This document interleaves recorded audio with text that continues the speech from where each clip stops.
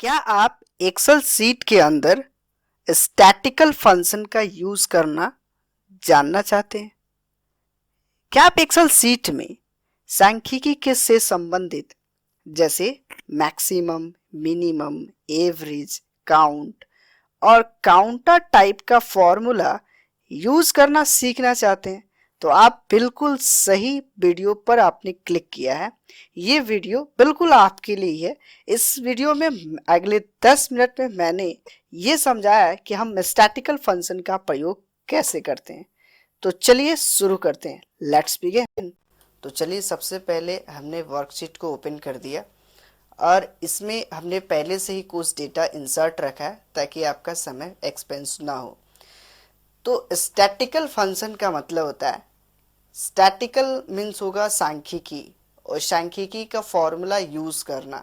मतलब इसमें आ गया मैक्स, मीन, एवरेज, काउंट, काउंटा और काउंट ब्लैंक। मैक्स भी हमने पिछले वीडियो में समझाया था। मैक्स मतलब होता है मैक्सिमम नंबर ऑफ वैल्यू को निकालना। यदि कोई वैल्यू यहाँ पे आपने टाइप किया, जैसे मैंने यहाँ पे टाइप किया 45 और 85 और उसके बाद यहाँ पे हमने टाइप किया 95, तो इन तीनों में सबसे बड़ी संख्या कौन सी है वो निकालने के लिए हम मैक्स फार्मूला का यूज़ करते हैं। जैसे हमने टाइप किया equal to M A X max और ब्रैकेट ओपन करते हैं। ज़रा सा हम इसको जूम कर लेता है कि आपको आसानी से समझ में आए। मैक्स में यहाँ पे नंबर 1, यहाँ आप इस आर्गुमेंट में नंबर भी टाइप कर सकते हैं या वो सेल का एड्रेस भी ले सकते हैं। तो बेसिकली मैं सेल का एड्रेस भी ले रहा हूँ, यहाँ कॉमा, ऐसे सेल एड्रेस, फिर इसको ले लेते हैं, फिर कॉमा, फिर सेल एड्रेस को ले लेते हैं। सेल एड्रेस आप टाइप भी कर सकते हैं, ब्रैकेट बंद करें और इंटर प्रेस करेंगे तो इसमें सबसे बड़ी संख्या जो है 95 वो बता रहा है। अगर मैं यहाँ पे इसको बड़ा कर देता हूँ, 99 कर देते हैं, तो अब हमारी सबसे बड़ी संख्या जो है वो 99 डिस्प्ले करेगा। तो इस तरीके से हम मैक्स फॉर्मूला का यूज कर सकते हैं। मीन का मतलब होता है मिनिमम वैल्यू को निकालना। यदि आपने कोई प्रोजेक्ट बनाया और उसमें कोई डिजिट्स आपने नंबर टाइप किए और उसमें सबसे छोटी संख्या कौन सी है वो जानना है, तो उसके लिए आप मीन फंक्शन का यूज करेंगे। हम यहाँ पे टाइप करेंगे इक्वल MIN मीन फंक्शन और ब्रैकेट ओपन करते हैं, पहली संख्या कॉमा दूसरी संख्या। ठीक उसी तरीके से आप आर्गुमेंट को फिल कर सकते हैं। आर्गुमेंट में आप संख्या डालें या फिर सेल एड्रेस डालें, कोई मतलब नहीं है, या सेल का रेंज डाल सकते हैं। पिछले वीडियो में मैंने ये सारी डिटेल्स बताया था कि कैसे सेल रेंज क्रिएट करते हैं। अगर आपने अभी तक हमारा वो वीडियो नहीं देखा है तो आप ज़रूर उसे देख लीजिए। और अगर अब तक आपने हमारे चैनल को सब्सक्राइब नहीं किया है तो प्लीज़ सब्सक्राइब कर ले, जिससे आप एक्सेल में एक्सपर्ट बन सकें। इसके बाद हम यहाँ पे इंटर प्रेस करते हैं तो आप देखेंगे कि इस रेंज के अंदर सबसे छोटी संख्या जो है 93 है, तो वो 93 रिजल्ट आके शो कर रहा है। ये काम आप प्रोजेक्ट पे भी कर सकते हैं। मैं आपको आगे की उस वीडियो में बताऊंगा कि कैसे प्रोजेक्ट पे काम करेंगे। एक छोटा सा आपको ट्रेलर दिखाया देता है। जैसे मैंने यहाँ पे एम्प्लॉय पेरोल का सीट पहले से बनाया। जब भी आप किसी कंपनी में काम करते हैं तो इस टाइप को आपको सीट पे काम करना होता है। तो यहाँ पे इसके अंदर जैसे मान लीजिए कि मैंने यहाँ पे बेसिक सैलरी दिया और इसमें मुझे ये फाउंड करना है कि इन सारी रेंज में सबसे कम सैलरी कितना दिया जाता है। तो उसके लिए मैं कहीं पर भी किसी भी सेल एड्रेस पे भी यहाँ पे टाइप कर सकते हैं मीन फार्मूला का। टाइप करेंगे equal to MIN min formula और ब्रैकेट ओपन करते हैं, वो सेल का एड्रेस यहाँ पे सिलेक्ट कर लेते हैं। ब्रैकेट बंद करके जैसे इंटर प्रेस करेंगे तो अब आप देखेंगे कि इसमें सबसे कम सैलरी जो है वो 4500 रुपीज़ है। तो इस तरीके से आप MIS रिपोर्ट पर, पेरोल रिपोर्ट पर आप इजिली काम कर सकते हैं। तो सबसे पहले इजी स्टेप्स में वो सारे फंक्शंस को पहले ध्यान से समझ लेते हैं। एवरेज मतलब होता है औसत निकालना, और आपने मैथ्स के क्लास में औसत तो पढ़ा ही होगा। औसत का मतलब होता है कुल राशियों का योग बटा कुल राशियों की संख्या। मतलब सभी राशियों को पहले जोड़े और उसको उतनी संख्या से भाग करें जितनी राशियां हैं। जैसे यहाँ पे मैंने कुछ वैल्यू टाइप किया 45, यहाँ पे 85 और यहाँ पे 95। अब इन सभी का मुझे जोड़कर और इन तीन संख्या से यानी 3 से भाग करेंगे तो जो आंसर आएगा वो एवरेज निकलेगा। तो वही लॉजिक हम लोग फॉर्मूला से भी इंसर्ट कर सकते हैं। फॉर्मूला में टाइप करना होगा equal to average, average bracket open करें और इसके अंदर यहाँ पे आर्गुमेंट्स में आप नंबर 1, नंबर 2 वही बात होती है, या तो सेल एड्रेस दे या फिर सेल का रेंज दे या आर्गुमेंट आप खुद कंटेंट के रूप में भर सकते हैं।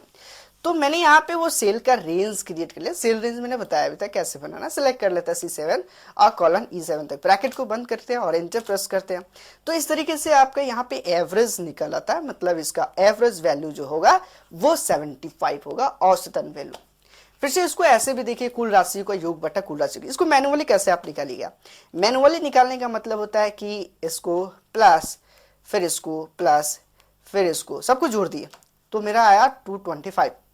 अब ये 225 को कितनी संख्या है? 1 2 3। अब इन 3 से इसको डिवाइड कर दे, बराबर का चिन्ह दे, ये सेल एड्रेस ले ले, भाग कर दे अगर 3 से, तो जो रिजल्ट यहाँ पे आपको 75 दिख रहा है ये औसत है। वही चीज हमने इतना लंबा लेके चले, इससे बेहतर है कि हम इस फंक्शन का यूज कर सकते हैं एवरेज का। तो इजिली आपने एवरेज को समझ लिया। अब हमने समझना है काउंट फॉर्मूला। काउंट का मतलब होता है गिनती करना। तो काउंट फंक्शन इसके लिए होता है जो केवल नंबर ऑफ सेल को गिनती करता है जिस सेल में वैल्यू कांस्टेंट के रूप में लिखा हो। जी हाँ, मैंने आपने सही सुना, मैंने सेल के अंदर वैल्यू जो सेल के अंदर जो वैल्यू होगा वो सिर्फ वैल्यू होना चाहिए। जैसे टाइप करते हैं इक्वल टू COUNT काउंट और ब्रैकेट ओपन करते हैं, और जैसे मैंने यहाँ से यहाँ तक में सेल एड्रेस को सिलेक्ट किया, ब्रैकेट बंद करते हैं, तो इसमें नंबर ऑफ सेल को काउंट करेगा जिसमें सिर्फ और सिर्फ संख्या टाइप किया गया हो, 1 2 3 4 5 6 7 ऐसे करके ये संख्या मिलेगा। और इंटर प्रेस करेंगे तो आप देखेंगे कि टोटल जो है ना 8 ऐसे सेल है जिसमें सिर्फ और सिर्फ संख्या टाइप किया गया। और अगर हम यहाँ पे ऐसे टाइप करते हैं equal to COUNT count, bracket open करते हैं और इसको ले लेते हैं ऐसे, तो आप ऐसे सेल एड्रेस ले रहे हैं तो इसमें देखेंगे इन दो सेल में सिर्फ टेक्स्ट लिखा हुआ है, मीन्स मैक्स है, मीन है। इस सेल में वैल्यू नहीं है, मतलब कोई अंक नहीं है, यानी अंकों वाले सेल को ही ये काउंट फंक्शन गिन पाता है। और ब्रैकेट बंद करते हैं और इंटर प्रेस करते हैं तो आप देखेंगे कि मैंने सिलेक्ट किया था 4 सेल, यानी 1 2 3 4, लेकिन इसने गिनती करके बताया कि सिर्फ कितने सेल है, तो 2 सेल है। मतलब उस सेल को वो गिनती करता है जिस सेल में सिर्फ और सिर्फ संख्या टाइप किया गया। फिर से आप इसको समझे, काउंट फॉर्मूला का मतलब होता है गिनती करना। और किसको गिनती करता है? तो उस सेल को गिनती करता है जिस सेल में संख्या टाइप किया गया हो। मतलब समझ में आ रही? जैसे मैंने यहाँ पे टाइप किया इक्वल टू COUNT काउंट और ब्रैकेट ओपन करते हैं, ब्रैकेट ओपन करने के बाद वैल्यू 1 वैल्यू 2 वैल्यू 3 ऐसे सेल का एड्रेस या सेल का रेंज लेते हैं। सपोज मैंने यहाँ पे ये 3 सेल सिलेक्ट किया, 1 2 3 सिलेक्ट किए, लेकिन इस सेल में मैंने संख्या टाइप किया 1, और इस सेल में मैंने टाइप किया कोई टेक्स्ट, और इस सेल में मैंने टाइप किया यहाँ पे कोई अंक यानी 99, और ब्रैकेट को बंद करके जैसे इंटर प्रेस करेंगे तो उस सेल को यह काउंट कर रहा है जिस सेल में केवल और केवल संख्या लिखेगा। मतलब इसमें संख्या है और एक इसमें संख्या है, तो कुल संख्या वाला सेल कितना हुआ? तो 2 हुआ, तो आंसर यहाँ पे 2 दिखेगा। लेकिन अब आप कहने का मतलब है कि उस सेल को भी गिनती करे जिसमें टेक्स्ट हो या फिर कोई नंबर टाइप हो, या अल्फा हो या अल्फाबेट हो या कोई सिंबल हो या कोई नंबर हो, उन सभी सेल को काउंट करे जिसमें कुछ ना कुछ डेटा इंसर्ट किया गया है। तो उसके लिए मुझे काउंटा फंक्शन का यूज करना पड़ेगा। टाइप करेंगे इक्वल टू COUNT काउंट या ब्रैकेट ओपन करते हैं, और इसके अंदर मैं जितना भी सेल एड्रेस सिलेक्ट करूं, ध्यान रहे ब्लैंक सेल को काउंट नहीं करेगा। अब ये ब्लैंक सेल है, अब इसको गिनती करता है कि नहीं करता है ये जरा देख लीजिए। 1 2 3 4 5 6, यानी टोटल फिल किया हुआ सेल 6 है, और जो हमने फिल नहीं किया यानी टोटल अगर मिलाते हैं तो ये 7 सेल है, लेकिन यहाँ आंसर सिर्फ और सिर्फ 6 आएगा। क्यों 6 आया? क्योंकि ये उस सेल को गिनती करता है जिस सेल में टेक्स्ट लिखा हो या नंबर लिखा हो। तो उसके लिए काउंटा फॉर्मूला का यूज करते हैं। अब आपको ये गिनती करना है कि हमारे सीट के अंदर कितने ऐसे, हमारे सिलेक्टेड रेंज में कितने ऐसे सेल है जो ब्लैंक है, खाली सेल को गिनती करना है। तो खाली सेल को गिनती करने के लिए काउंट ब्लैंक फंक्शन का यूज करेंगे। टाइप करेंगे equal to COUNT BLANK count blank, bracket open, और इन सभी सेल एड्रेस को मैंने सिलेक्ट कर लिया। तो अब आप देखें कि इसमें सेल कितने ऐसे सेल है, मैंने ये रेंज एक सिलेक्ट किया। अब इस रेंज के अंदर 1 और 2, सिर्फ 2 ही ऐसे सेल है जो ब्लैंक है यानी खाली है, एम्प्टी है। ब्रैकेट बंद किए और इंटर प्रेस करेंगे तो इसका रिजल्ट 2 आएगा। अगर मैं किसी सेल को डिलीट कर दे रहा हूं तो आप यहाँ पे देखेंगे 3, और जहां जहां सेल में इस सेल का यूज करेंगे वहां आपको चेंजिंग यहाँ पे देखने को मिलेगा। तो इस तरीके से हम स्टैटिकल फंक्शन का यूज करते हैं। मिलते हैं अगले वीडियो में। धन्यवाद, थैंक यू लॉट।